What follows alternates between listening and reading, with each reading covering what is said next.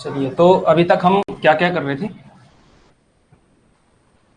प्रेमचंद युग हमारा चल रहा था, ठीक है। उसके प्रमुख उपन्यासकार हम लोग कर चुके थे, मतलब उनका केवल उपन्यासों का नाम लिखा था, और प्रेमचंद के उपन्यासों के बारे में एक एक लाइन कम से कम, मतलब उसकी थीम के बारे में समझा जरूर था, ठीक है। चलिए, तो आप लोगों को आवाज आ रही है ऑनलाइन में?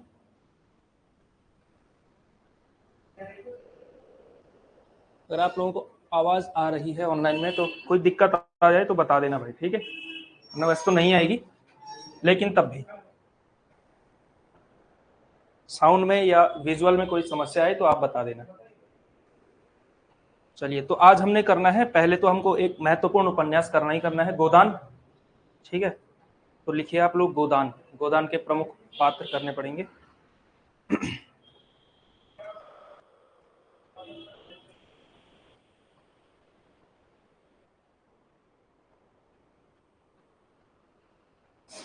अच्छा, आप लोगों ने एक पत्र देखा कि इसमें आपके जो एलटी का पेपर था, इसमें अभी एक थोड़ी देर पहले ग्रुप्स में वो चीज आई है कि जो आपका जो पेपर 1 है ना, पेपर 1, उसको लेकर के आयोग ने अपनी स्थिति स्पष्ट की है उसमें कि कितने मार्क्स की क्या चीज रहने वाली है।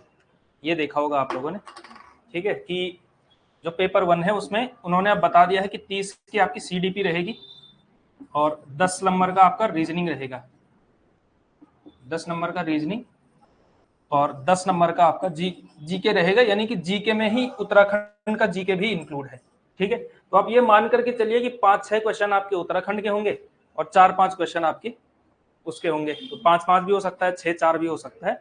इस तरह से आपका मामला रहने वाला है इसमें, ठीक है।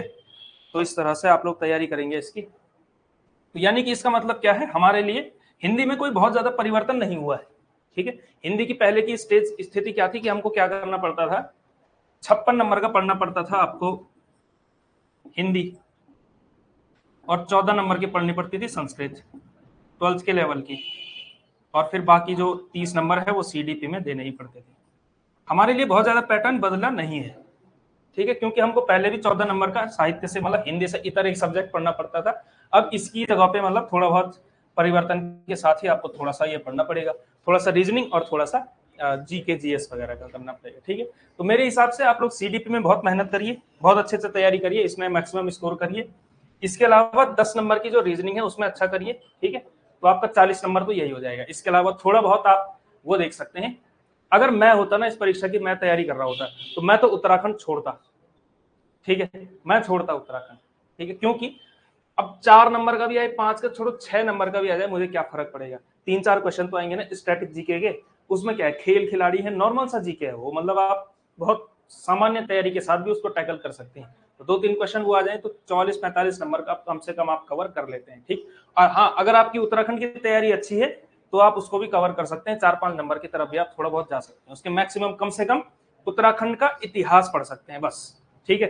ज्यादा ज्योग्राफी वगैरह की तरफ जाने की जरूरत नहीं है। इस तरह से आप तैयारी करेंगे तो बाकी कितने क्वेश्चन पूछ लेगा वो, है ना। तो थोड़ा सा उत्तराखंड में भी अगर पढ़ना है आपको तो उत्तराखंड में इतिहास आप पढ़ सकते हैं, वो भी अगर आपके पास समय मिले तो, ठीक है। वरना बहुत ज्यादा टेंशन लेने की आपके लिए जरूरत नहीं है, कोई ऐसी बात नहीं, ठीक है। अभी भी विषय आपका 50 नंबर का होने वाला है, सिलेक्शन तो विषय ही कराएगा, चाहे कोई उन 50 में से 45 नंबर भी ला दे और यहाँ अच्छा स्कोर नहीं है तो उसको मतलब संभावना खत्म हो जाती है पहले ही, है। हाँ, हाँ, सब्जेक्ट में अच्छा स्कोर करना चाहिए मेरे विचार से। अगर किसी का ये टारगेट हो कि 30 में से 20 नंबर वो सीडीपी में ला सकता है, ठीक है, और बाकी बच गए सब्जेक्ट 1 के 20 नंबर रीजनिंग वगैरह मिला करके, इसमें भी कोशिश करें कि 10 से प्लस नंबर ही आए, तो 30 नंबर ये हो जाते हैं। और 50 में से 35 से 40 के आसपास टारगेट रखें, कुछ नहीं छोड़ना है सब्जेक्ट में, इस लेवल की तैयारी करो, हो जाएगा, ठीक है।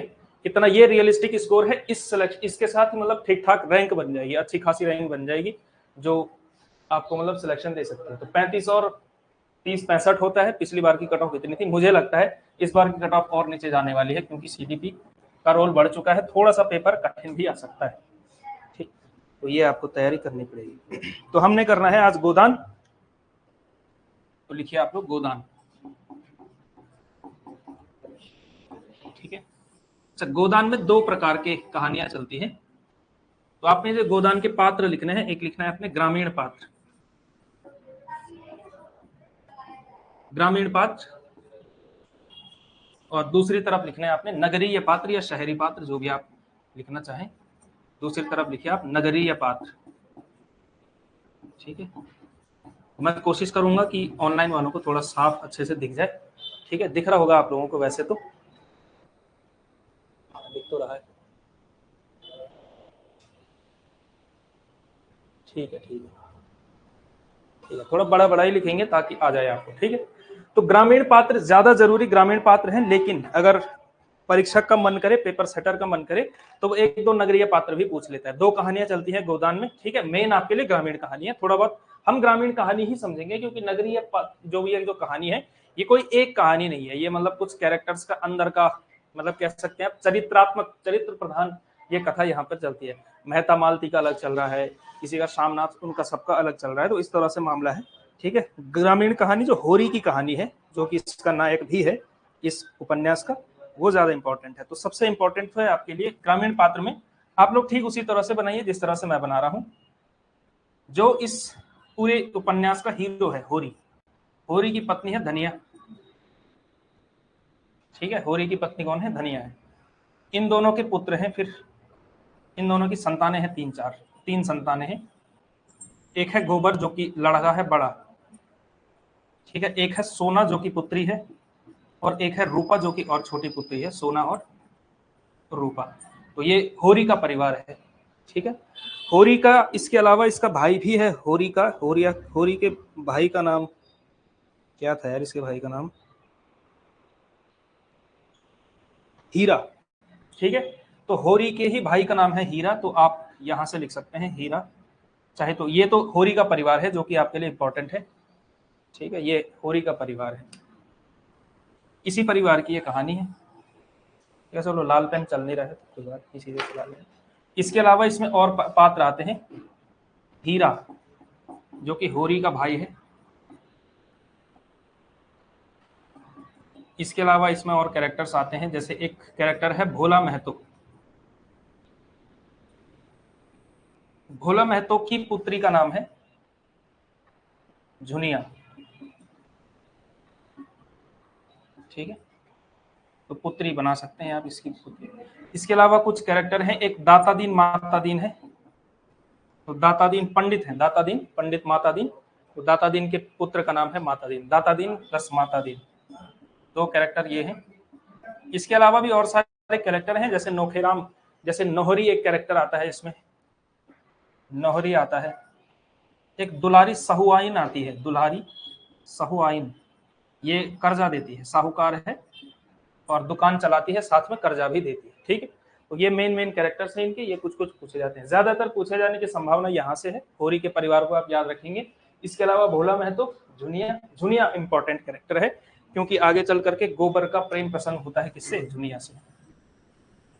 ठीक है, तो ये इंपॉर्टेंट कैरेक्टर होने वाला है आपके। तो मेनली कहानी होरी की है। ठीक, ये लिख लिया होगा आप लोगों ने, साथ में कहानी भी सुनते हैं। तो हुआ क्या है कि गोदान की जो शुरुआत होती है इन दोनों के कन्वर्सेशन से होती है, होरी और धनिया के कन्वर्सेशन से होती है, और काफी अच्छा मनोविज्ञान का प्रयोग प्रेमचंद ने यहाँ पे किया है। इन दोनों का मतलब एक तरह का दिखाई देता है कि कैसे विनोद के साथ रहते हैं, विनोद यानी खूब हंसी मजाक के साथ रहते हैं। अच्छा लाइवली कैरेक्टर है होरी, खुद को चालाक समझता है लेकिन चालाक है नहीं, और कभी कभी सोचता है कि मतलब थोड़ा चालाकी करके कुछ पैसे बना लूंगा अपने, लेकिन अंत में मतलब दूसरा आदमी ही इसको बेवकूफ बना लेता है। इस तरह से कहानी चलती है। ठीक है, तो हुआ क्या है कि उपन्यास के एकदम शुरुआत में देखो, होरी की जो गोदान जो कहानी है ना, मतलब ये जो नाम पड़ा है, ये गाय के आसपास सारी कहानी रिवॉल्व होती है, गाय के आसपास, क्योंकि एक किसान आदमी है और किसान आदमी की सबसे दिली इच्छा होती है कि गाय उसके घर पर बंधे। तो अगर गाय बंध गई तो उससे बड़ी समृद्धि और कुछ नहीं। ठीक है, मतलब ठीक उसी तरह से जैसे शहरों में अगर किसी के आंगन में फॉर्चुनर कार हो तो फिर तो उसका रौब ही अलग है। तो गाँव में क्या है, और 1936 का गाँव है, तो 1936 के गाँव में क्या है, गाय अगर किसी के घर के बाहर बंधी हुई है तो समझो कि कितना समृद्ध और मतलब एक शोभा है घर के आंगन की। तो होरी की इच्छा है कि कभी ना कभी इस तरह से एक गाय बंधे, तो भोला महतो खूब अमीर आदमी है क्योंकि ये गाय का व्यापार करते हैं। और होरी ने थोड़ा सा एकदम दुखती रक्त भोला के, क्योंकि भोला की पत्नी मर चुकी थी और इसने कहा कि चलो हमारे ससुराल में एक ऐसी है लड़की है और कि वो मतलब वो विधवा है लेकिन यंग है, काफी एज है, तो हम तुम्हारी बात चलाते हैं। और भोला महतो इसी पर थोड़ा सा गदगद है। उसने क्या दिया है, एक गाय होरी को उधार में दे दी है, ठीक है, कि आप लेकर के जाओ, तुम्हारे घर बंधे मेरे घर बंधे, क्या ही बात है। वो भी सिर्फ इसलिए कि उसको लालच है कि चलो क्या पता ये मेरी मतलब बातचीत करवा दे वहां पे जाके, ठीक है, रिश्ता करवा दे। तो इस तरह से हुआ है, होरी के यहाँ गाय आई है। लेकिन हीरा जो कि भाई है इसका, ये इसको मतलब अब इसी बीच क्या हुआ है कि इसी में गाय के ट्रांसफर वगैरह में थोड़ा भूसा वगैरह देने के उसमें गोबर और धुनिया के बीच थोड़ा सा बातचीत चल पड़ी है और प्रेम प्रसंग अब आगे चलने को है। अच्छा, धुनिया भी विधवा है, धुनिया का पति मर चुका है और भोला महतो यानी अपने पिता के यहाँ वो रहती है। और अब क्या हुआ है कि गाय आई, गाय सबने देखा कि अरे अरे वाह वाह वाह, होरी के यहाँ गाय आ गई है, क्या ही कहने।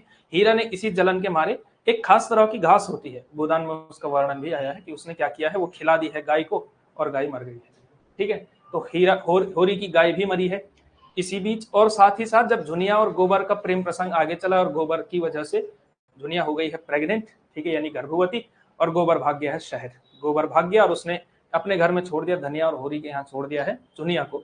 और भोला महतो कहता है कि अगर तुमने इसको अपनाया, अगर मेरी पुत्री को तुमने अपनाया, क्योंकि धनिया ने स्टैंड ले लिया है कि हमको अपनाना है किसको, झुनिया को। और भोला ने कहा कि अगर तुमने अपनाया तो फिर तुमको क्या करना पड़ेगा, इसका जो गाय का वो है मतलब कॉस्ट है उसको चुकाना पड़ेगा। तो फिर वो चुकाने में तो असमर्थ था, अब ये पहले ही कर्जे में डूबा हुआ है तो ये और कर्जे में डूब जाता है, गाय का भी चुकाना है। इसके अलावा क्या होता है कि धनिया कुछ कुछ मतलब एक तरह से इसी केस में पंचायत के सामने एक तरह से बदतमीजी कर देती है। तो पंचायत सजा सुनाती है कि तुमको इस साल की जो फसल अपनी होगी हुई है उसमें से आधी फसल किसको देनी पड़ेगी, पंचायत को देनी पड़ेगी। तो होरी को मजबूरन वो भी करना पड़ता है। तो इस तरह से धीरे धीरे करके होरी का शोषण पर शोषण होता रहा, कभी धर्म के नाम पर, कभी पंचायत के नाम पर, कभी इसके नाम पर, कभी इसके नाम पर। तो होरी एकदम कर्ज में डूब चुका है एकदम। और इस गोबर जा चुका है शहर। अब शहर से जब गोबर वापस आया है, शहर से वापस आया, दुनिया को लेकर के गया वापस, ठीक है, इस बीच आया तो गोबर ने काफी पैसा कमाया है। अच्छा, इसमें जो ये गोदान है, आपको मैंने बताया था पूस की रात कहानी में, एक किसानी और मजदूरी के बीच कॉन्फ्लिक्ट नजर आता है कि भाई क्या किया जाए, क्योंकि खेती में तो मर्यादा है, खेती में मर्जाद तो है, लेकिन क्या है, पैसे तो मजदूरी में है। होरी के अंदर बहुत मतलब ये चाहता है कि भाई मजदूरी कैसे कर सकते हैं, हम तो किसान आदमी हैं, ठीक है। और गोबर को इस तरह का कोई कॉन्फ्लिक्ट नहीं है, वो कहता है दो पैसे आते हैं, घर में बनते हैं, आराम से मजदूरी करेंगे, ऐश में रहेंगे, कोई दिक्कत नहीं है। तो गोबर मजदूरी करने जाता है वहां पे, शहर में मजदूरी ही करता है वो, ठीक है। तो इस तरह से काम चलता है इनका। और अंत में आकर के जब गोबर इनको पैसे देता है होरी को, तब जाकर के घर की स्थिति थोड़ा ठीक जरूर करता है गोबर। और रोचक तथ्य आता है कि जब गोबर आता है घर, ठीक है, तो रास्ते में लोग कहते हैं अरे कौन आया है, तो लोग कहते हैं अरे गोवर्धन भैया आए हैं। यानी कि गांव में जो आदमी गोबर था पहले, गरीब आदमी क्या होता है, गोबर होता है, अमीर आदमी क्या होता है, गोवर्धन हो जाता है। तो गोवर्धन भैया आए हैं, क्योंकि असली नाम क्या था, गोवर्धन था, ठीक है। और गोवर्धन क्यों नहीं रखा गया है नाम, क्योंकि गरीब आदमी को गोवर्धन कहना ठीक बात नहीं है। तो गोबर इसका इसलिए नाम है, ठीक है, गोवर्धन की वजह से। तो गोवर्धन भैया आए हैं, इस तरह से चला है। और उसके बाद जो इसने गांव वालों की मतलब सारे युवकों के साथ मिलकर के एक तरह से अपने पैसे का एक तरह से रौब झाड़ते हुए सबका मजाक उड़ाया है। जो खेल तमाशे होते हैं ना गाँव में, मेले वगैरह लगते हैं, उसमें सबका मजाक उड़ाया है, दाता दिन माता दिन सबका। और एक तरह से छक्के छोड़ा करके गया है वापस। तो वापस शहर गया, होरी मजदूरी ही कर रहा है। और मजदूरी करते करते करते एक दिन होरी जो अंतिम पृष्ठ पर होरी की मृत्यु हो जाती है। होरी की मृत्यु के साथ ही आपका होरी की मृत्यु होती है। तो अब अगेन दाता दिन माता दिन सारा पंडित वर्ग सारा गांव मिलकर के धनिया से कहता है क्या करना पड़ेगा, गोदान करना पड़ेगा इसका, ठीक है। और मतलब अंत में यही सबसे बड़ा दर्द है कि जो व्यक्ति मतलब गाय के चक्कर में जिसने अपना पूरा जीवन बर्बाद कर दिया, जीते जी जिसने गाय नहीं देखी, अब उसकी मृत्यु पर गोदान करना पड़ेगा, ये कैसा तुम्हारा संस्कार है, कैसा क्या है। तो धनिया ने अंत में कुछ शायद कुछ पैसे रखे या कुछ इस तरह से रख करके दाता दिन के हाथ में रखा और कहा यही इनका गोदान है। और इसी के साथ उपन्यास समाप्त होता है, ठीक है।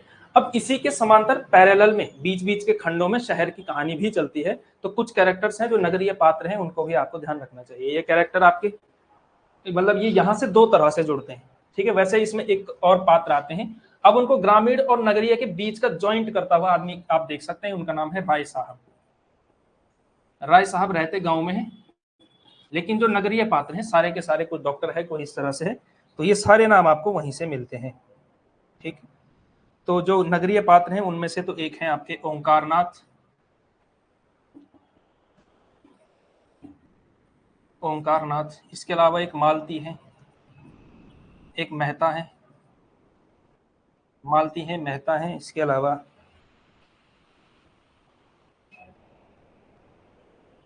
एक खन्ना साहब है, खन्ना है, मिर्जा है, खन्ना, इसके अलावा एक मिर्जा साहब हैं, इसके अलावा मतलब मेन कैरेक्टर्स तो यही हैं, खन्ना हो गया, मालती, मेहता आ गए, तो ये सारे आ ही चुके हैं। ठीक है, यही मेन कैरेक्टर्स हैं। मेहता मालती ज्यादातर पूछे जाते हैं, मालती किस कैरेक्टर में है, ओमकात जो कि संपादक हैं एक पत्र के, और इनकी कहानी, अच्छा इनकी कहानी कनेक्ट होती है एक तो राय साहब के द्वारा, और दूसरी होती है कि नगरीय पात्र जो जुड़ते हैं वो गोबर की कहानी से जुड़ते हैं। गोबर ने काम करना शुरू किया है किसके यहाँ, मालती के यहाँ पे। मालती खुद शायद एक डॉक्टर है, और मतलब काफी संपन्न परिवार से इस तरह का इनका आता है। ठीक है, तो ये इनका कैरेक्टराइजेशन इस तरह से हुआ है। ठीक है, चलिए, तो अच्छा इसके अलावा गोदान में एक दो चीजें हैं जो तथ्यात्मक बातें हैं, कभी कभी गांव भी पूछ लिया जाता है। तो सेमरी और बेलारी दो गांव हैं, ठीक है, अवध प्रांत के दो गांव हैं। प्रेमचंद ने वर्णन इस तरह से किया है कि सेमरी और बेलारी अवध प्रांत के दो गांव हैं, जिले का नाम बताने की जरूरत नहीं। ठीक है भाई, जिले की जरूरत क्या है, पूरे भारत की कहानी है, भारतीय किसान जीवन की महागाथा है। तो गोदान के जो गांव है, एक का नाम है सेमरी और एक है बेलारी, सेमरी और बेलारी। ठीक है, बेलारी गांव में रहता है कौन, होरी। तो अगर ये प्रश्न पूछा गया कि होरी किस गांव का निवासी है, तो बेलारी का है। ठीक है, इन दोनों के बीच 5 मील का रास्ता है। एक बार यूजीसी नेट में बड़ा मतलब पता नहीं क्यों उन्होंने क्वेश्चन पूछा कि इन दोनों गांवों के बीच की दूरी कितनी है, तो 5 मील की दूरी है। ठीक है, ये प्रेमचंद का ये गोदान उपन्यास है। ठीक है, हमने आपको बहुत हल्के में कहानी बताई है, इतनी हल्की कहानी है नहीं। ठीक है, बहुत मार्मिक कहानी है, तथ्यात्मक बातें हैं। अगर ये मतलब एकेडमिक क्लास होती बीए एमए की या फिर यूजीसी नेट वगैरह की, तो काफी अच्छे से आपको इसको पढ़ाया जाता है, पढ़ाना पड़ता भी। तो ये है भाई गोदान। ठीक है, कैरेक्टर्स आपको याद रहे, सेमरी बेलारी याद रहे, और ये सारी चीज 1936 साल भी याद रखना है आपको। ठीक है, तो ये इनका मेन कैरेक्टर्स ये।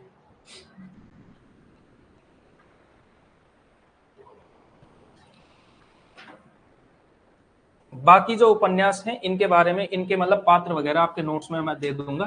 ठीक है, अभी उपन्यास का एक भी नोट्स आपको नहीं मिला है। ठीक है, क्योंकि नोट्स अभी बन रहे हैं।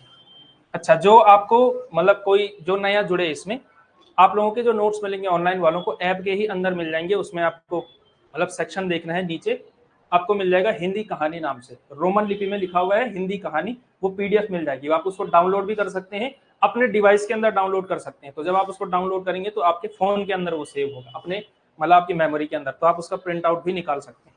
ठीक है, तो अगर आप उसमें कंफर्टेबल नहीं हो पाते हैं पीडीएफ पढ़ने में, तो आप वो भी निकाल सकते हैं, वरना ग्रुप में तो मैं भेज ही देता हूँ। लेकिन इनकेस ग्रुप में कभी ना देख पाए कोई, बाद में ग्रुप में जुड़े, तो वहां से ले सकता है सारे के सारे नोट्स। ठीक है, तो अब इसके अलावा जयशंकर प्रसाद के उपन्यास प्रमुख हमने कर ही लिए हैं। ठीक है, जो करने वाले काम है, अब हमको आगे के उपन्यास वैसे करना चाहिए, लेकिन इससे पहले कहाँ चला गया, हाँ, प्रसाद के जो कुछ पात्र थे, जैसे तितली उनका उपन्यास है, तितली उपन्यास के कुछ पात्रों को आपको लिखना ही पड़ेगा। ठीक है, तो लिखिए तितली उपन्यास के पात्र। इसकी कहानी सुनाने का टाइम तो नहीं है। तितली उपन्यास के पात्र,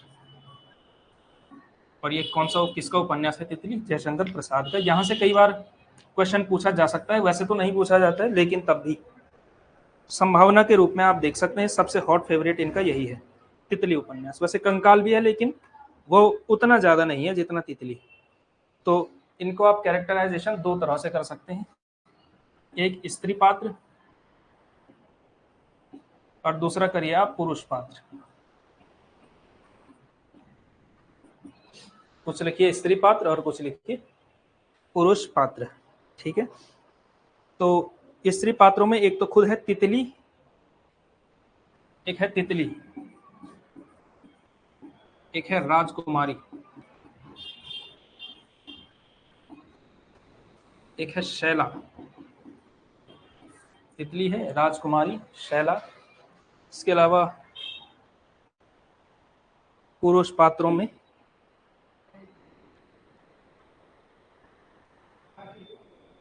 एक श्याम दुलारी भी है, इसमें श्याम दुलारी,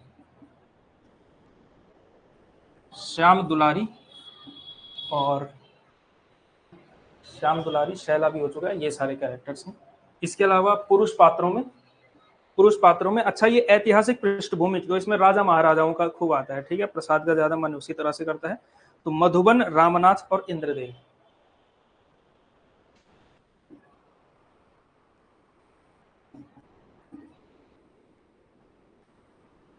रामनाथ और इंद्रदेव, ठीक। तो ये कैरेक्टर है तितली उपन्यास आपका, इसी के साथ इसी तरह का है।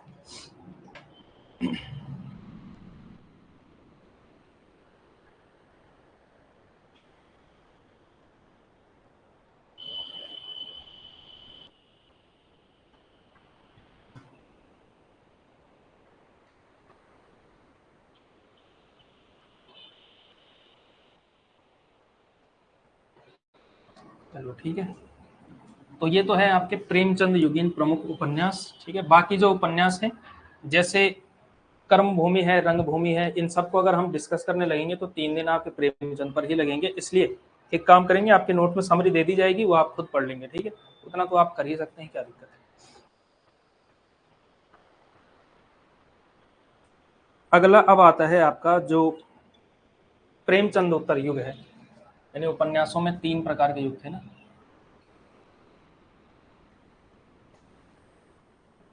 प्रेमचंद पूर्व युग,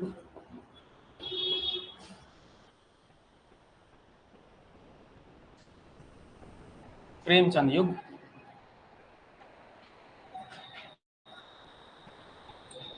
और प्रेमचंदोत्तर युग।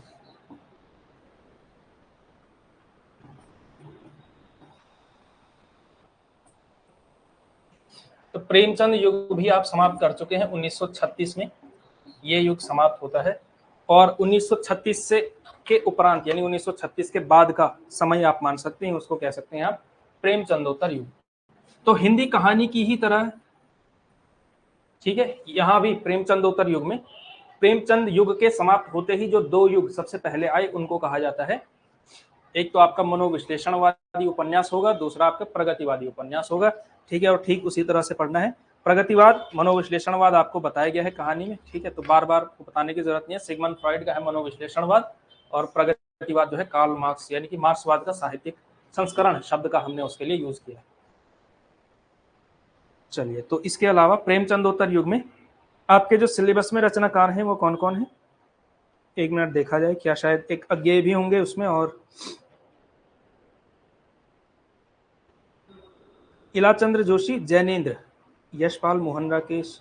मुझे लगता है कि क्योंकि यहाँ पर हिंदी गद्य में कथा साहित्य वाला जो यूनिट है उसमें अज्ञेय का नाम नहीं है, ठीक है। लेकिन जो आपको ध्यान रखने वाली चीज है, वो उसमें आपको ध्यान ये रखना पड़ेगा कि भाई इन तीनों ही उपन्यासकारों में से भले ही आपके सिलेबस में अज्ञेय का नाम नहीं है, लेकिन इस पूरी उपन्यास परंपरा में, मनोविश्लेषणवादी उपन्यास परंपरा में जो सबसे ज्यादा प्रसिद्ध उपन्यास है वो अज्ञेय का ही है, उसका नाम है शेखर एक जीवनी, ठीक है। तो उसको भी आपको समझना पड़ेगा, क्या पता कभी वहां से क्वेश्चन पूछा जाए, ठीक है। इसलिए प्रिकॉशन लेते हुए उस उपन्यास को हमको तैयार जरूर करना चाहिए, क्योंकि आपको केवल उपन्यासकार नहीं पढ़ने हैं जो आपके सिलेबस में है, आपको हिंदी उपन्यास का इतिहास भी पढ़ना है, क्योंकि हिंदी साहित्य का इतिहास पढ़ रहे हैं आप, तो उसमें उपन्यास भी आएगा, वो भी आपको पढ़ना पड़ेगा, ठीक है।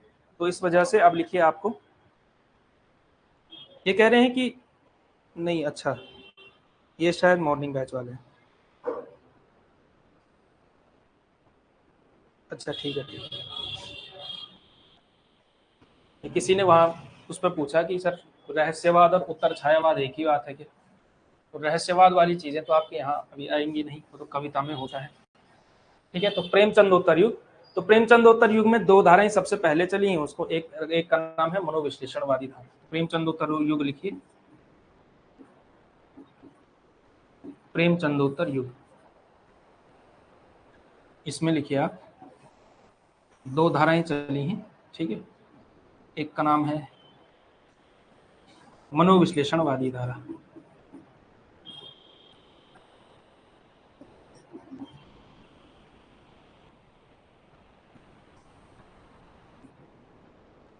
मनोविश्लेषणवादी धारा, और दूसरे का नाम है क्या, प्रगतिवादी धारा।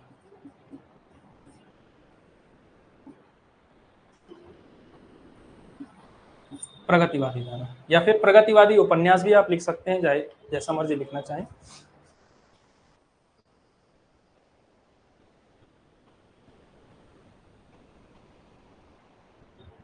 ठीक है, अच्छा थोड़ा नीचे ही लिखना पड़ेगा, वहां लाइट रिफ्लेक्ट कर रही है। चलिए, तो ये हैं आपके मनोविश्लेषणवादी धारा। पहले मनोविश्लेषणवादी ही करेंगे, तो हेडिंग डालिए मनोविश्लेषणवादी धारा।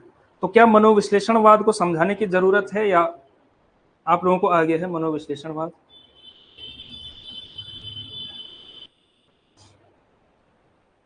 मनोविश्लेषणवादी धारा, इसमें लिखिए आप इस धारा के जो प्रमुख उपन्यासकार हैं, ये हैं 3 उपन्यासकार हैं।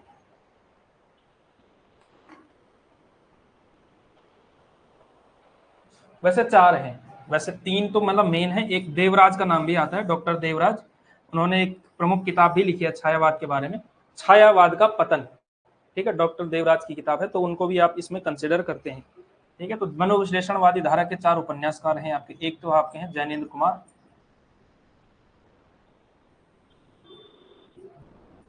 जैनेन्द्र कुमार। दूसरा लिखिए आप इलाज चंद्र जोशी,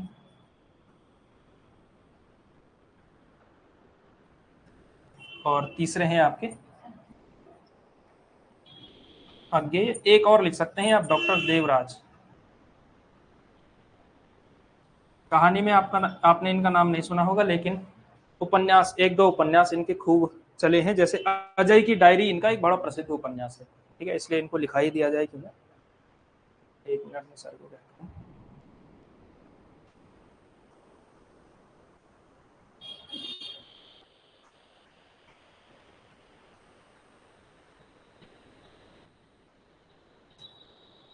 ठीक है, तो ये 4 उपन्यासकार हैं। इनमें से सबसे पहले आपने लिखने हैं जैनेन्द्र कुमार, उपन्यासकार जैनेन्द्र कुमार।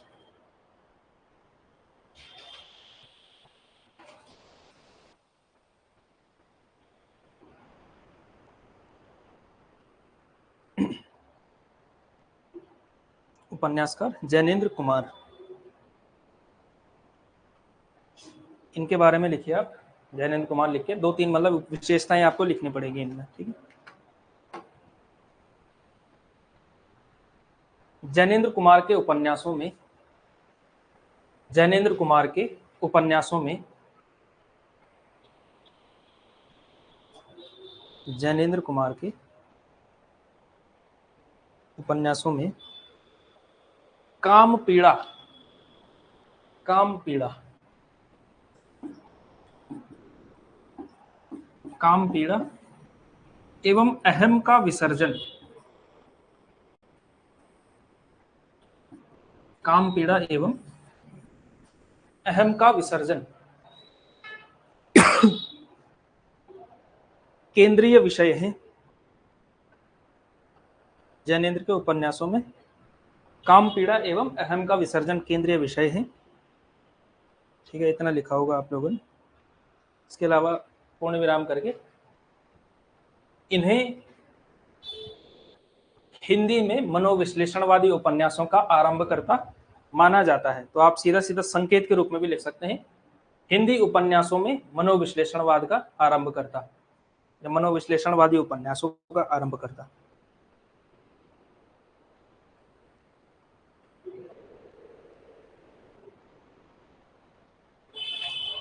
तो ये पॉइंट आपको शुरू में बताया गया था। जैनेन्द्र कुमार जब एक कहानीकार के रूप में पढ़ाए गए थे, तो आपको बताया गया था कि इनके ऊपर, जैनेन्द्र कुमार के ऊपर, शायद बताया था या नहीं बताया था, लेकिन कि इनके ऊपर फ्रॉइड का भी प्रभाव है और गांधी का भी प्रभाव है, बताया था। ठीक है, तो इसमें लिख सकते हैं आप चाहें तो, मतलब सेम टू सेम। अगर कहीं पॉइंट भूल गए या शायद ना लिखाया गया हो, तो इसमें लिख सकते हैं फ्रॉइड, इन पर गांधी एवं फ्रॉइड दोनों का प्रभाव है। सिगमंड फ्रॉइड का भी प्रभाव है और महात्मा गांधी का भी प्रभाव है। ठीक है,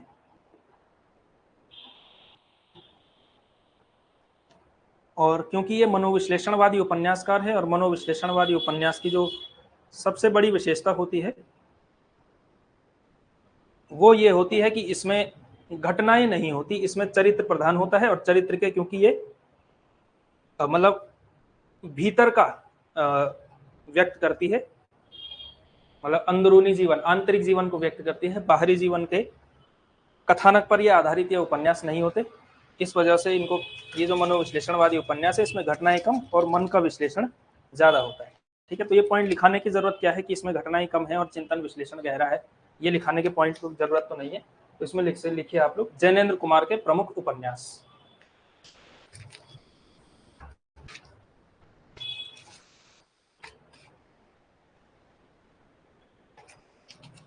जैनेन्द्र कुमार के प्रमुख उपन्यास, और एक एक करके इनके उपन्यासों का नाम लिखना है।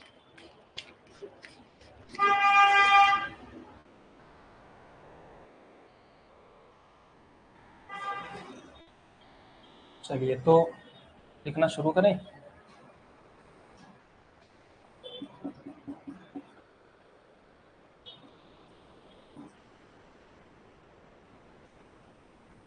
लिखिए, पहला लिखिए परख, दूसरा लिखिए सुनीता, तीसरा लिखिए त्यागपत्र।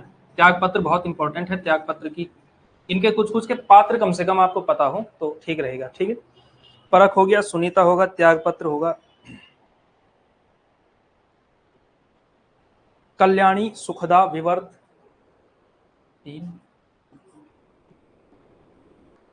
कल्याणी सुखदा, सुखदा विवर्त, एक है व्यतीत, एक लिखिए जयवर्धन, व्यतीत हो गया, जयवर्धन हो गया, विवर्त है। ठीक है, विपर्त मत लिख लेना कोई, विवर्त, व्यतीत, जयवर्धन, मुक्तिबोध, अनंतर, मुक्तिबोध वैसे एक कवि का नाम भी है मुक्तिबोध, मुक्तिबोध, अनंतर, अनंतर, अनाम स्वामी, अनाम स्वामी, और 12वां लिखिए दशार्क। तो 12 उपन्यासों का नाम आपको याद रखना चाहिए मेरे विचार से। ठीक है, कोई सा भी पूछा जा सकता है। इनके सबसे महत्वपूर्ण उपन्यासों में से जो सबसे इंपॉर्टेंट है वो दो उपन्यास हैं, एक सुनीता और दूसरा है त्यागपत्र। ठीक है, तो सुनीता और त्यागपत्र आपको कम से कम ठीक से पता होनी चाहिए, इतनी आपसे उम्मीद की जाए।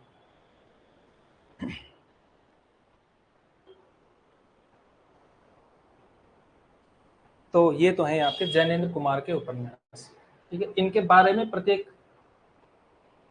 उपन्यासकार, मतलब इनके उपन्यासों के बारे में बाद में बताया जा सकता है, पहले इसकी अगर टेबल बनाई जाए तो ठीक रहेगा। ठीक है, तो इसके बाद लिखिए अगले उपन्यासकार के रूप में, मतलब प्रत्येक के बारे में भी लिखेंगे हम, क्योंकि इनका कहानी एक एक करके बताने का टाइम नहीं है ना, तो कम से कम एक टॉपिक तो कंप्लीट हो, एक हिस्सा तो कंप्लीट हो जाए टॉपिक का, ताकि आप घर से जाकर के कुछ ना कुछ पढ़ें जरूर। ठीक है, अच्छा, आप लोगों के लिए जो होमवर्क है जो आपको करना पड़ेगा ऑनलाइन ऑफलाइन सबको, कि जैसे जो आज काम हुआ है ना उसको आज ही पढ़ना है बस, और कुछ होमवर्क नहीं है, बाकी कुछ करने की जरूरत नहीं। जो क्लास में होता है उसको याद कर दो, जो नोट्स बनाए हैं उसको याद कर दो, बस उतना ही करना है। ठीक है, इसीलिए आपको इसी तरह से करवाया जाता है। जैसे आज आपने क्या, जैसे कल जो आपने पढ़ा था होगा, जैसे कल क्या किया था हमने, प्रेमचंद के प्रमुख उपन्यास पढ़े थे, इसके अलावा जयशंकर प्रसाद पढ़े थे, पांडे बेचन शर्मा उग्र पढ़े थे, इसके अलावा शिव पूजन सहाय का एक उपन्यास है देहाती दुनिया, उनका नाम सुना था, उतना याद कर लिया पूरा का पूरा। प्रेमचंद की किस उपन्यास में क्या क्या है, एक एक लाइन लिखा रखी है, वो भी कर लो फिलहाल। ठीक है, तो जैसे जैसे जो जो चीजें क्लास में जो जो कंटेंट मिलता रहता है उसको तैयार करते रहिए, आपका आराम से हो जाएगा। जब इतने आराम से चलते चलते यहाँ पे यूनिट में मैं 15 जून 20 जून का दावा कर रहा हूँ, 15 से 20 जून तक आपका 100% सिलेबस होगा हिंदी वाला। ठीक है, तो आपका भी हो सकता है। ठीक है, अगर किसी के मन में ये डाउट है कि सिलेबस कंप्लीट नहीं हो पाएगा, हम कैसे पढ़ेंगे, बड़ा सिलेबस है, 3 महीने का टाइम कम पड़ गया है, तो बिल्कुल भी ऐसा नहीं है कि 3 महीने का टाइम कुछ नहीं होता है, 3 महीने का टाइम बहुत होता है। ठीक है, लोग 3 महीने में इसका रिवीजन भी करके बैठ जाएंगे, समझ रहे हैं आप लोग। ठीक है, तो अगला उपन्यासकार जो आपको लिखना चाहिए वो है आपके इलाचंद्र जोशी।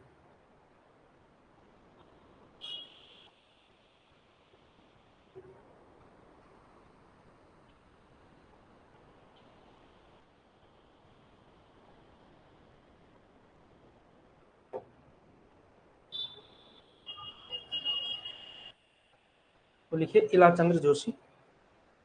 इलाचंद्र जोशी के प्रमुख उपन्यास। पहला लिखिए घृणामयी। घृणामयी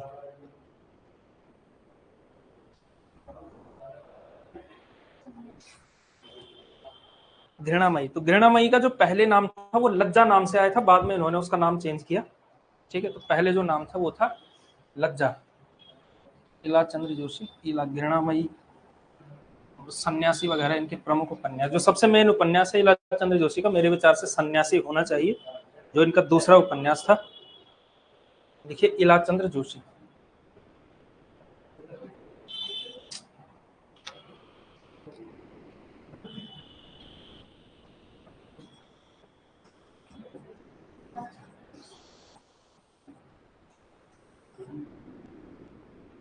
इलाचंद्र जोशी पहला लिखिए घृणामयी।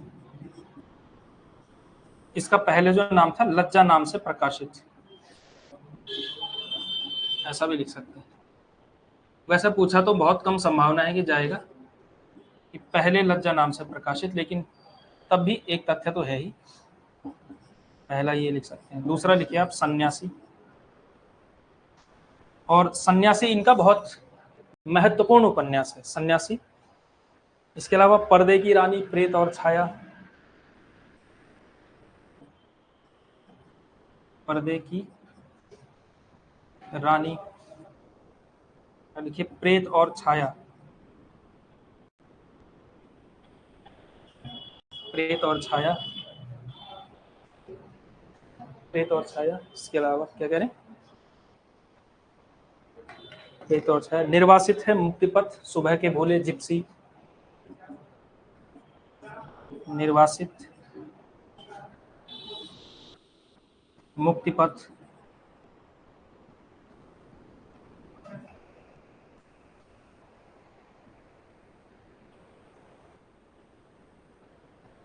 सुबह के भूले। इसके अलावा एक लिखिए जिप्सी, जिप्सी। कवि की प्रेयसी भी शायद इन्हीं का है। हाँ, कवि की जहाज का पंछी, ऋतु चक्र,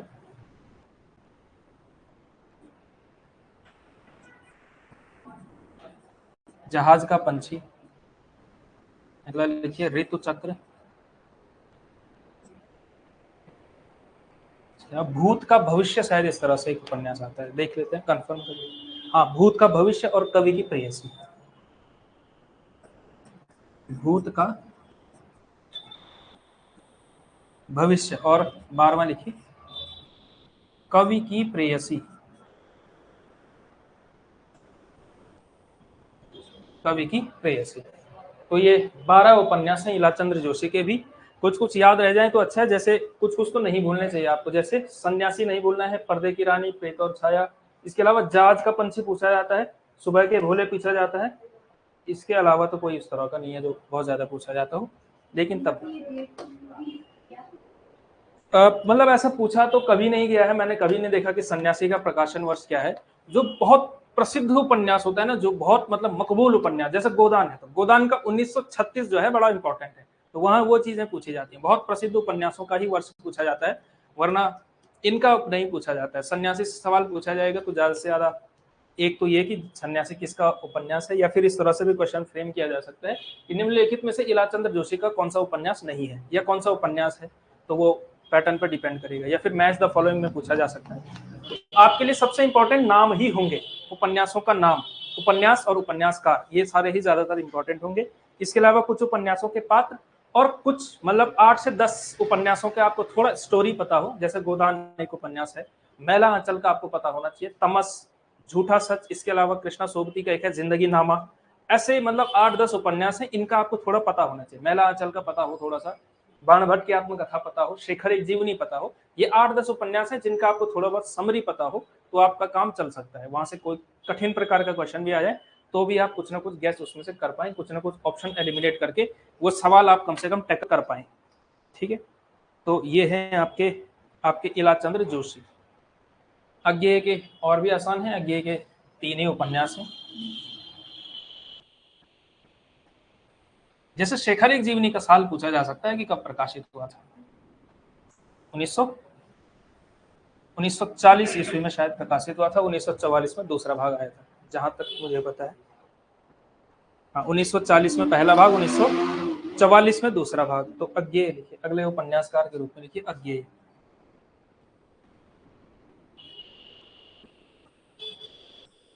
अज्ञेय। पहला लिखिए शेखर, एक जीवनी। ठीक है, तो पहला भाग 1940, दूसरा भाग छपा था 1944 में। तो दो हिस्सों में जो है ये प्रकाशित हुआ था, एक 1940 में, दूसरा 1944 में। शायद इतना दिख नहीं रहा है, एक मिनट, इसको थोड़ा इधर किया।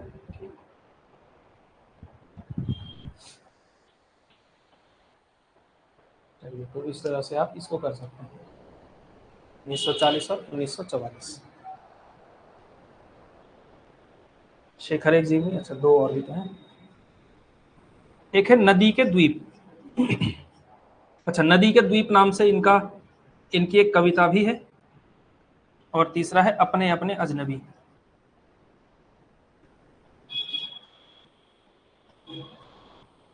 अपने अपने अजनबी,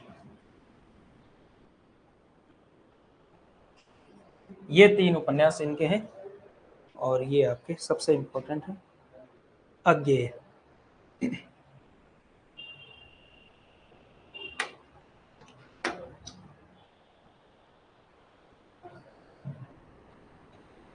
शेखर एक जीवनी, नदी के द्वीप और अपने अपने अजनबी, ये तीन उपन्यास आते हैं आपके किसके, अज्ञेय के। ठीक है, इसके अलावा डॉक्टर देवराज के 2 से 3 उपन्यास जो आपको याद रहे तो अच्छा है। एक लिखिए पथ की खोज, एक लिखिए रोड़े और पत्थर, एक लिखिए अजय की डायरी। वैसे तो मतलब 8-10 हैं, लेकिन ना तो देवराज उस तरह से पढ़ाए जाते हैं, ना मतलब इनका नाम उतना बड़ा है। लेकिन जो आपको याद रखना चाहिए, इनकी अजय की डायरी बहुत प्रसिद्ध उपन्यास है। ठीक है, तो डॉक्टर देवराज,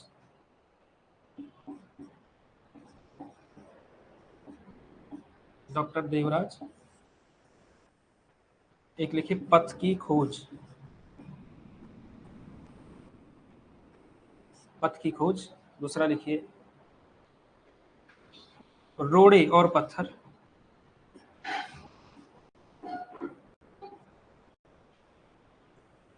तीसरा लिखिए आप अजय की डायरी।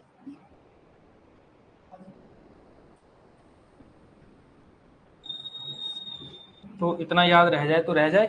ज्यादा इंपॉर्टेंट आप लोगों के लिए ऊपर के 3 हैं, मतलब ये जैनेन्द्र कुमार, इलाचंद्र जोशी और अज्ञेय है। तो इनके प्रत्येक उपन्यास के बारे में भी आपको पढ़ना पड़ेगा, इनके बारे में भी समझना। किसी ने कोई कमेंट लिखा है तो बता दो भाई। हाँ, अभी पूरा दिख रहा होगा आपको।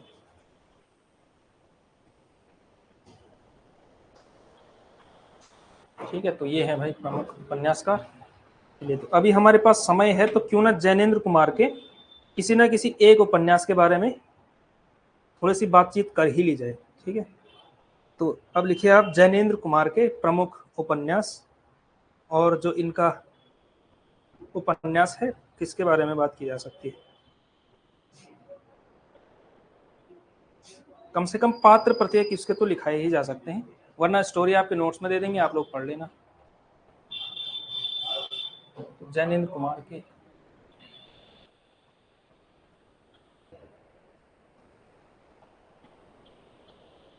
प्रमुख उपन्यासों के पात्र, तो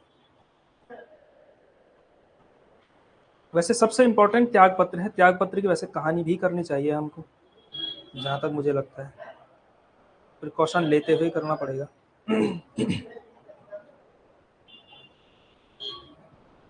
तो लिखिए परख, परख उपन्यास के प्रमुख पात्र।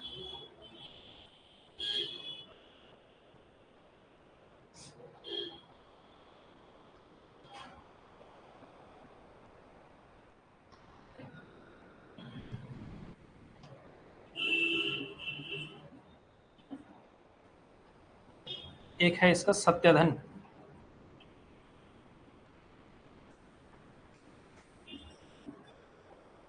एक महिला पात्र है कट्टो।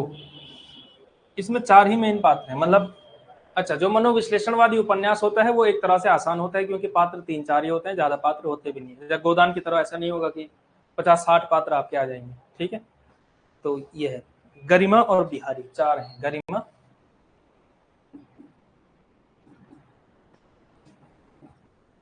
और बिहारी। सबसे ज्यादा पात्र वैसे होते हैं आंचलिक उपन्यासों में, ठीक है। एक दिन उसमें काउंट कर रहे थे तो काउंटिंग में जो मैला आंचल उपन्यास था, मैला आंचल उपन्यास में 257 पात्र आते हैं। 257 पात्रों का उपन्यास है मैला आंचल, ठीक है। तो फिर उसकी सहूलत के लिए, यानी कि पाठक भूल ना जाए कि कौन था ये, है ना, बोले बावन दास कौन था भूल गया तो फिर पीछे देखना पड़ेगा। तो एक इंडेक्स सा बना रखा है कि प्रत्येक पात्र कौन है क्या है, ठीक है, ताकि बार बार वो चीजें ध्यान में आती रहे, इस तरह से।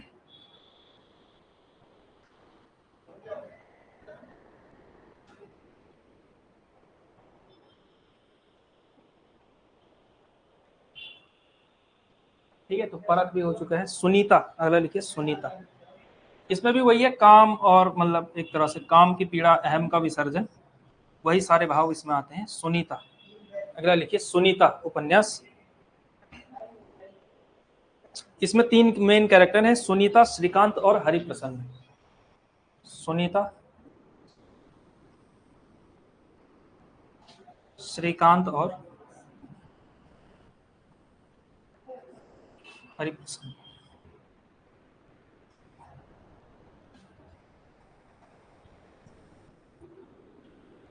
सुनीता, श्रीकांत और हरिप्रसन्न। जो अगला आता है वो है त्यागपत्र, और त्यागपत्र की जो हीरोइन है यानी कि जो नायिका है वो है आपका मृणाल।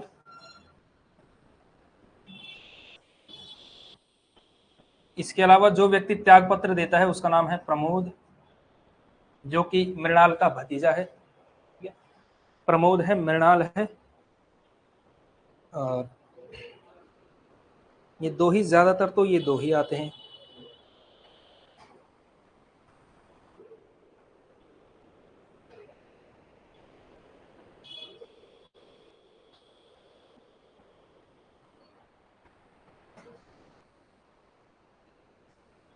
इसके अलावा कौन है सर मेन कैरेक्टर, वैसे उसके पति का नाम भी आता है लेकिन वो भी उतना महत्वपूर्ण नहीं। तो ज्यादा इन दोनों के ही कहानी, मतलब इन दोनों के माध्यम से ही कहानी आगे चलती है। उसकी बुआ है कौन, मृणाल, प्रमोद की। तो ये है भाई परत, सुनीता और त्यागपत्र का थोड़ा सा याद रहे तो बेहतर है, ठीक है। ज्यादा इंपॉर्टेंट यही है, इनकी कहानी भी आपको दे दी जाएगी। बाकी इनके, बाकी जो लेटर फेज के उपन्यास हैं उनको उतना, मतलब साहित्य की दुनिया में या कह सकते हैं परीक्षाओं में उतना महत्व मिलता नहीं है जितना त्यागपत्र उपन्यास को सबसे ज्यादा मिलता है, और इसके अलावा सुनीता उपन्यास को मिलता है।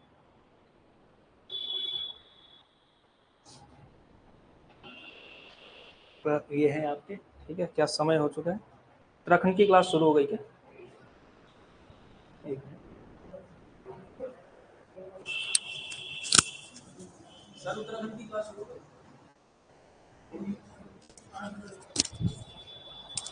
चलो, तो अभी है हमारे पास 5 मिनट और क्या करवाया जा सकता है। जैनेन्द्र कुमार के भी उपन्यास हमने कर ही लिए हैं, क्योंकि मैंने ज्यादातर अभी तक पैटर्न देखा है, मतलब कहानी के उसमें मैंने टाइम इसीलिए लगाया ताकि उसमें एक बार मनोविश्लेषणवाद समझ में आए। लेकिन मुझे भाई आप लोगों से उम्मीद है, मैंने आप पे भरोसा ये किया है कि एक बार मनोविश्लेषणवाद पढ़ा दिया तो आपको आ गया होगा, इस उम्मीद के साथ कर रखा है, ठीक है। पता चले कि बार बार कराना पड़ेगा तो फिर मामला गड़बड़ हो जाएगा, इसीलिए कहानी में 10-12-15 दिन लगाए थे ताकि एक बार काम हो जाए तो उसके बाद एक एक हफ्ते में सारी की सारी यूनिट्स होती रही। अगला जो, नहीं, जैनेन्द्र कुमार है, इला चंद्र जोशी, ठीक है। तो ये सारे उपन्यास हैं, किसी का कोई डाउट हो तो पूछ सकता है, ठीक है। वैसे तो आज का टॉपिक जो है हमने कंप्लीट कर ही लिया है। किसी को सिलेबस से या कोई भी इसी प्रकार का कोई सवाल पूछना है तो पूछ सकता है, आपके पास विंडो ओपन है। ऐसे बहुत कम टाइम होता है, बहुत कम बार ऐसा होता है कि हमारे पास समय रहे डाउट लेने का। ऑनलाइन में भाई कोई पूछना चाहता है कुछ तो पूछ सकता है।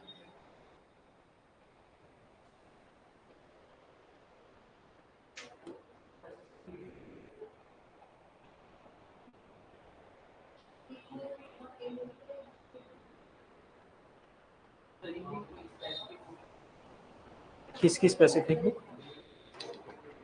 मतलब जो एक किताब आप घर पे रखना चाहते हैं जिससे आप लगे कि चलो मेरे पास किताब है, किताब पढ़ लेता हूँ, ऐसा इस बात से।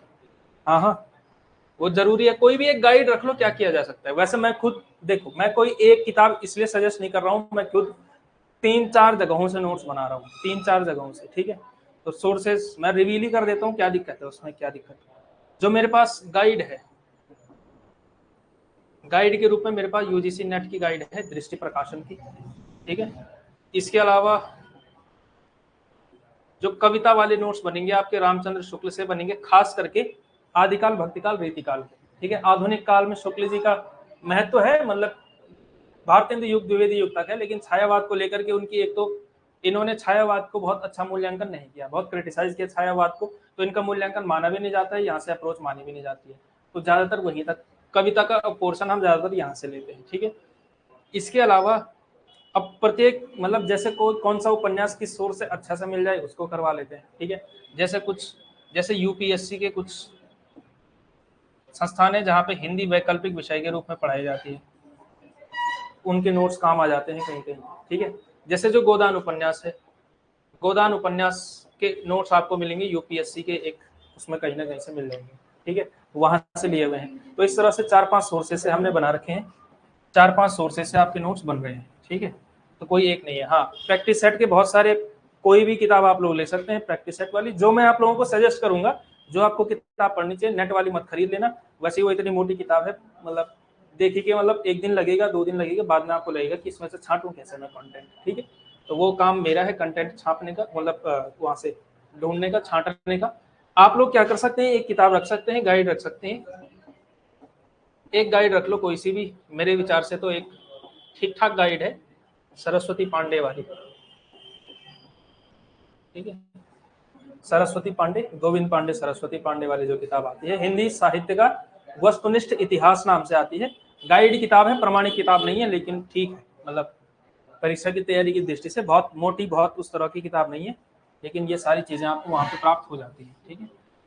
इसके अलावा जो आपके नोट्स बनेंगे, सबसे बड़ा सोर्स तो मैंने ले रखा है कुछ विश्वविद्यालयों का सिलेबस। सबसे बड़ा सोर्स ये है श्रीदेव सुमन यूनिवर्सिटी, टॉप प्रायोरिटी पे है मेरे, श्रीदेव सुमन, ठीक है। मुझे ऐसा लगता है कि इन्होंने यही सारा सिलेबस उठा करके दे दिया है। जो आपने देखा होगा सुभाष पंत वल्लभ डोभाल और जो जनपदीय भाषा साहित्य वाला है, वो यहाँ का है, श्रीदेव सुमन का, ठीक है, टॉप पे। इसके अलावा थोड़ा बहुत आप चाहें तो देख सकते हैं कुमाऊं यूनिवर्सिटी का। वैसे मुझे लग नहीं रहा कि कुमाऊं यूनिवर्सिटी का भी सिलेबस उन्होंने रखा है, ठीक है। इसके अलावा जो उत्तराखंड ओपन विश्वविद्यालय है, उसका इन सब का कौन सा सिलेबस, बीए का सिलेबस, ठीक है। और बीए का सिलेबस भी ज्यादातर सबसे ज्यादा मतलब एमए लेवल के आपको जाने की जरूरत नहीं है। कोई एक विश्वविद्यालय का सिलेबस आपको लेना हो तो श्रीदेव सुमन का लिया जा सकता है। यानी कि अगर आपको ये हो कि भाई कौन सी कविता पढ़े, पंत की कौन सी कविता आ सकती है, ठीक है। जैसे सुबह वाला बैच है उसमें काव्य वाला खंड चल रहा है, वहां कविता से शुरू हुआ था तो वहां वही चल रहा है। तो श्रीदेव सुमन में वहां पे श्रद्धा सर्ग था, तो श्रद्धा सर्ग वहां पे करवाया गया है, श्रद्धा सर्ग की कहानी बता करके मेन पंक्तियां करवाई गई, ठीक है। इस तरह से वहां भी करवाया गया। तो जो आपको मेरे विचार से विश्वविद्यालयों का सिलेबस लेना चाहिए, उसमें से भी सबसे मेन तो मैं तो श्रीदेव सुमन के विश्वविद्यालय के स्पेस मतलब इसके बेस पे नोट्स बना रहा हूँ, जो कविता वाले हैं चाहे जो गद्य वाले हैं, सब उस तरह से। देखो मेरी कोशिश तो यही है कि इतना तो इनफ हो ही जाए, ठीक है, जहां तक मुझे लगता है। देखो दावा करना भी ठीक नहीं है, पता चले कोई केस ठोक दे किसने क्या किया है, फेक एडवर्टाइजमेंट किया है, लेकिन मुझे लगता है मेरे नोट्स में से कम 45 नंबर का पेपर बनना चाहिए, ठीक है। इतनी कोशिश मेरी है, इस प्रयास के साथ मैं नोट्स बना रहा हूँ, ठीक है। मतलब जरूरी नहीं है कि वो तथ्य मैंने स्पेसिफिक लिखा रखा हो, लेकिन कम से कम कॉन्सेप्चुअली वो हर चीज को क्लियर करता होगा किस तरह से क्वेश्चन बनता है। जैसे 2 मिनट में समझा ही देता हूँ किस तरह से है। जैसे कामायनी से क्वेश्चन अगर बन जाए, वहां पे एक आता है महाचिति सजगसी हुई व्यक्त, और इसमें शिव की किन 3 शक्तियों का वर्णन किया गया है, ऐसा एक क्वेश्चन पूछा गया था किसी एक परीक्षा में, शायद DSSB में पूछा गया था। तो वहां पे उनको बता रखा है कि भाई कामायनी से संबंधित कोई भी सवाल पूछा जाए, इन 3 शब्दों को नहीं भूलना है, इच्छा, क्रिया और ज्ञान। इनके संतुलन की बात करती है कामायनी। अगर ऑप्शन में ये हो, ये 3 विकल्प हो, उस वाले ऑप्शन को टिक करना है, ठीक है। तो उन्होंने किया है वह। इस तरह से किसी भी तरह से क्वेश्चन आ जाए तो घुमा फिरा करके आ जाए, कैसे भी आ जाए, कॉन्सेप्ट मतलब हर चीज को कवर करने की कोशिश तो मैंने की है, ठीक है, चाहे इधर से करें चाहे उधर से करें, बाकी प्रैक्टिस सेट के माध्यम से आपको वो खुद अवेयरनेस रखते हुए करना पड़ेगा, ठीक है। अप्लाई करने वालों ने किया है सुबह वाले बैच में, आप लोगों को भी सीखना है, ठीक है। तो ये है बात।